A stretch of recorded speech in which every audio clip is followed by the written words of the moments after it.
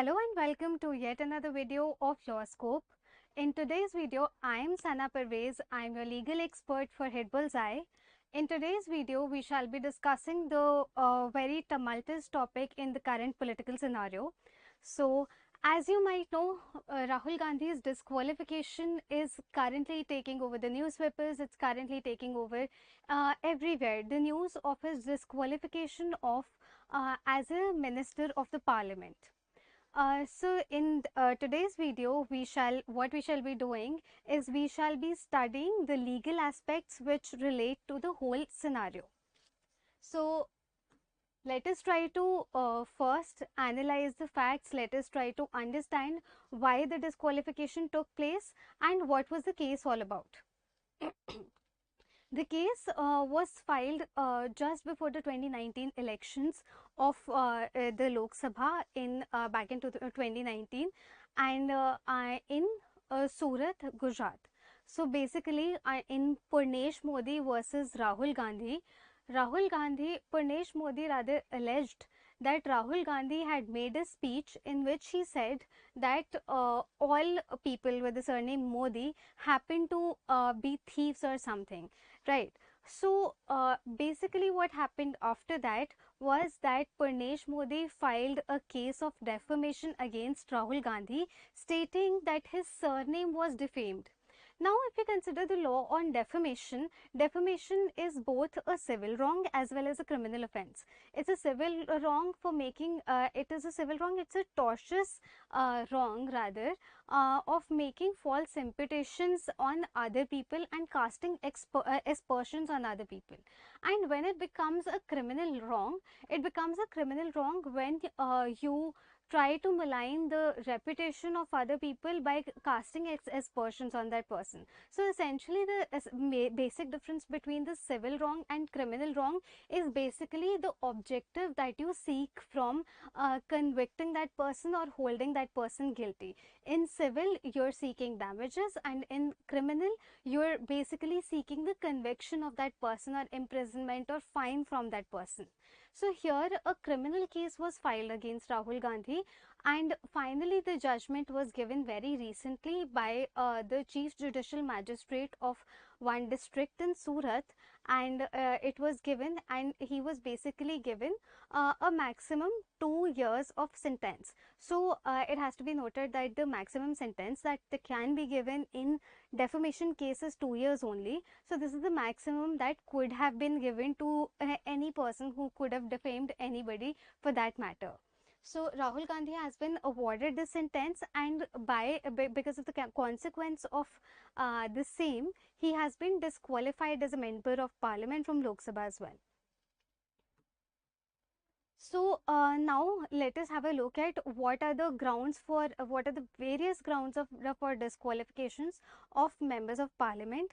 Under Article 102 of the Constitution, the Constitution has laid down 5 and another, that is a total of 6 grounds in which a person can be disqualified as a member of the parliament, and the same grounds have been also mentioned under the Article 191 of the Constitution for any minister who is a minister of the state, that is the state legislative council or the state assembly as well. So what are these grounds? Let us have a look. The first grounded is if he holds any office of profit under the government of India, or if he holds any office of profit against any state other than an office declared by the parliament, which is not disqualifying him categorically. So meaning to say that if he is gaining any kind of pecuniary benefits from any other position of law, then it shall be regarded as a conflict of interest, and he shall be disqualified from the state or the membership of the parliament. Second, if he is of unsound mind and has been declared to be of unsound mind by the competent court. Thirdly, if he is an undischarged insolvent, meaning to say currently he has not been able to pay his debts, and an application has been lying in the say NCLT or NCLT, or basically the proceedings is pending that he has not been able to pay his debt. Subsequently, if he becomes capable of paying his debts, this qualification will be it will be said that he does not comply with the qualification anymore, and he'll be free, or he can join the parliament again. Fourthly, if he is not a citizen of India or has voluntarily acquired the citizenship of any other foreign state, or has acknowledgement of allegiance of or adherence of any foreign state. And fifthly, if he is so disqualified by any other law for the time being in force.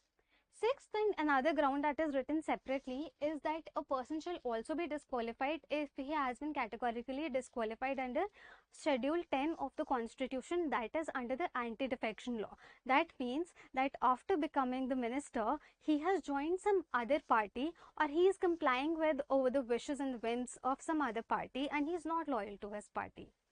What we are concentrating here is if he is so disqualified under any law which has been made by the parliament. In this case, the law that has been categorically made by the parliament in order to address what are the people who are suited or not suited for the position in the parliament is the Representation of People's Act.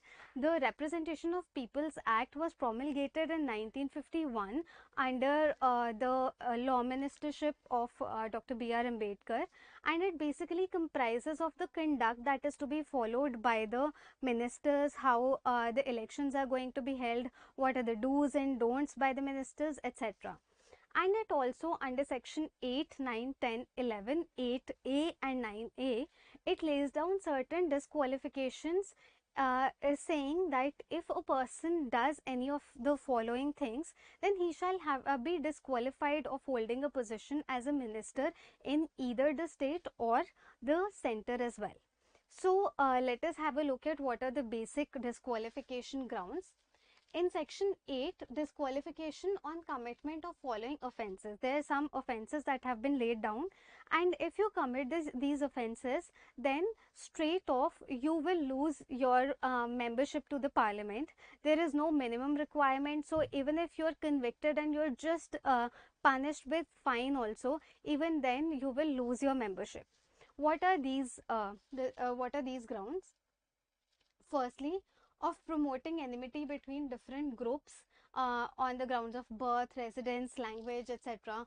Then offering, if you're caught of offering bribery or offering undue influence or impersonation in elections. Then if you're caught or convicted of any offense of rape, cruelty by husband, then any offense of making or creating or promoting enmity between various classes, which can be any groups, and also any assembly engaged in the performance of any religious worship, any ceremony, etc. If a person is further held guilty or convicted of doing any offense under protection of civil rights, that is, if you commit any offense against the untouchable or the SC/ST caste, abuse them or something like that, then also you are disqualified. Then if you are dealing with funds in a very unlawful manner, if you are using tainted money, that is considered to be essentially the proceeds of the crime. So if you are utilizing, or if you are found in possession of any kind of tainted money with respect to the Prevention of Corruption Act or the UAPA or any other narcotics and drugs and psychotropic act, or any such act, then also you will be disqualified straight off. Then offering and promoting enmity between classes, removing offense of removing ballot papers from polling stations, then fraudulently defacing or fraudulently destroying any of such nomination papers, insulting the flag, national anthem, national symbols, etc. So if essentially any of these offences you are considered to be guilty of, then straight off your membership is you're disqualified from the membership, and you're not considered to be a member of parliament anymore. The conviction would last for the next 6 months, the next 6 years after the sentence has ceased to operate, after a person has already undergone his sentence. However, there is one more ground.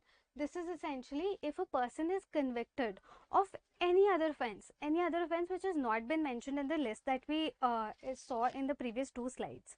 So in the previous two slides, if you do any of these offences and you are convicted of any of these offences, then you are disqualified. However, if you commit any of the other offences which is punishable under any law, and you are convicted for more than 2 years, 2 years or more than 2 years of sentence, then you will be disqualified nevertheless.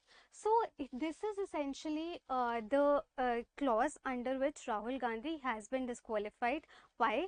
Because we do not find the mention of defamation under section 499 of IPC in the previous slides, as it is not one of the very grave offences against the member of parliament or by the member of parliament. However, it is still considered to be a grave offence if the conviction is 2+ years. So here it is basically to prevent criminalization of politics, and that is why he has been disqualified under the said period. So the total disqualification, if we consider, is going to last for these 2 years that he will be convicted and he will spend in jail, and plus 6 more years. So after a total number of 8 years, if the conviction is not overruled, then after a total of 8 years, he shall be able to take part in the elections again. Now, Representation of People's Act, what are the other grounds? We have considered already the main grounds. There are certain other grounds under 8A and 9 of Representation of People Act. They basically talk about if any person is guilty of any kind of corruption, if any person is guilty of has been convicted of either corruption or disloyalty towards the state, then he shall be disqualified. But here the disqualification is going to stay for a period of 5 years and not 6 years.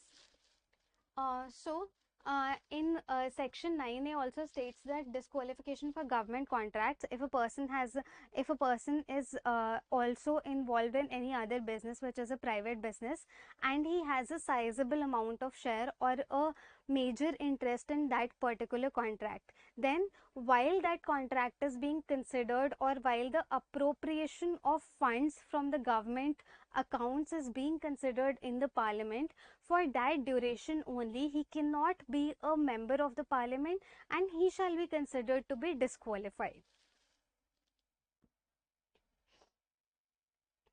Then under there was a section section 8(4) which stated that disqualification takes place only after 3 months have elapsed.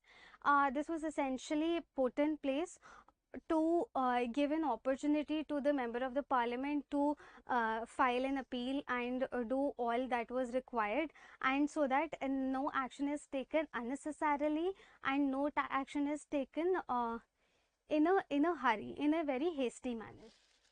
However, in 2018 decision of Lok Prahari versus Union of India, and also in a decision of 2013 which is Lily Thomas versus Union of India, this particular provision was struck down, and it was said that in order to stay the conviction, essentially in this particular case if we talk about, then Rahul Gandhi will have to approach the court of first appeal and categorically ask for a permission of stay of conviction in order to not be disqualified. So essentially he gets 30 days. Within 30 days, if the appellate court allows him to stay the conviction, then he can continue being a member of the parliament till the time the appeal is disposed of. Now, if the appellate court decides that he is not guilty, then he will continue to be a member of the parliament. But if the appellate court decides to be that Rahul Gandhi is guilty, then he shall be considered disqualified from the membership of the parliament as well. So a lot depends on the first court of appeal, which is the Sessions Court of Surat, and then subsequently the case is going to go to the Gujarat High Court. So, what if we consider about what are the options that the people of Wayanad have? Rahul Gandhi was elected from the state of from the district of or the constitutionality of Wayanad from Kerala. And if we talk about that he has been disqualified, does that mean that Wayanad is not going to have a representative in the parliament for the time for the next 8 years or till the time the next elections take place? Of course not. So there are two courses that can happen in the recent case of Azam Khan, where he was convicted by the courts from the Rampur seat. He has to vacate. He was supposed to vacate the Rampur seat. And the by-elections are essentially the elections which are done only for couple of particular seats which go vacant during the session, during the 5-year session of the parliament. So, if by-elections take place uh, very soon after Rahul Gandhi is said to be convicted, then what is going to happen? The Wayanad is going to have a new representative in a matter of days. However, there was another case, in a more recent case in Lakshadweep, where Mohammed Faisal, the EC, which had announced the by-polls on January 18 after MP's conviction, had to withdraw the announcement after Faisal's conviction was suspended by the Kerala High Court. So, in case even if any kind of by-elections are announced, they might have to repudiate the elections and might have to call off the elections in case the Court of Appeal states that the conviction has been stayed, and subsequently if it states that the conviction has been set aside. So this is all for today's lecture. Please let us know if you have any doubts regarding the lecture, because there are a lot of legal points that we discussed today, from defamation to Article 102 to Article 191 to the Representation of People's Act. So that is like a whole gamut of laws that we have covered under this one political topic. And that is why if you have any doubts as such, you can always write in the comment box. If you did like the video, please do hit on the like button, subscribe the video and follow our channel. And we'll see you in the next video with more legal updates. Thank you and have a good day.